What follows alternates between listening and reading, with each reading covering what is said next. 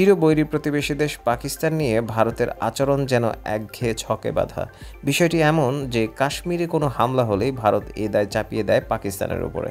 তারপরই শুরু হয় ভারতীয় গণমাধ্যমে, সেটা মূলধারার হোক বা সামাজিক মাধ্যম, যুদ্ধের ঢাক পেটানো।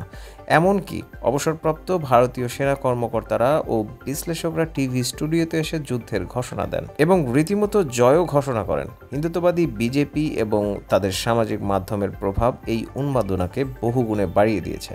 পাকিস্তানকে গালাগালি করতে গিয়ে কেউ কেউ দেশটিকে ভেঙে ফেলার কথাও বলে ফেলেন, আর কেউ কেউ ডান বাম বা মাঝামাঝি অবস্থান নেওয়া বিশ্লেষকদের মধ্যে তেমন কোনো পার্থক্য থাকে না। গত 22 এপ্রিল পেহেলগাঁওয়ে সেই হামলার পরে একই দৃশ্যপট। ভারত আবার পাকিস্তানকে শাস্তি দেওয়ার কথা বলছে, এমনকি তারা কিছুটা সংযত হয়ে কথা বলছেন, আবার ভাবছেন কিভাবে পাকিস্তানকে শাস্তি দেওয়া যায় এবং সেটা পারমাণবিক যুদ্ধ পর্যন্ত না গড়ায়।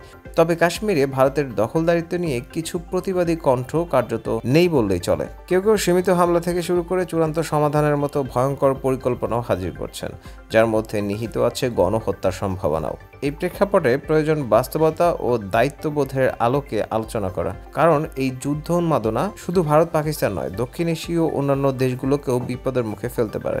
ভারতের যুদ্ধচিন্তা, বিশেষ করে সীমিত হামলার পরিকল্পনা, পারমাণবিক বাস্তবতার সঙ্গে সঙ্গতিপূর্ণ নয়, কারণ যুদ্ধ একবার শুরু হয়ে গেলে সেটা নিয়ন্ত্রণে রাখা যায় না। তাই দুটি পারমাণবিক শক্তিধর দেশের মধ্যে সামান্য ভুলেও ভয়াবহ পরিণতি ডেকে আনতে পারে।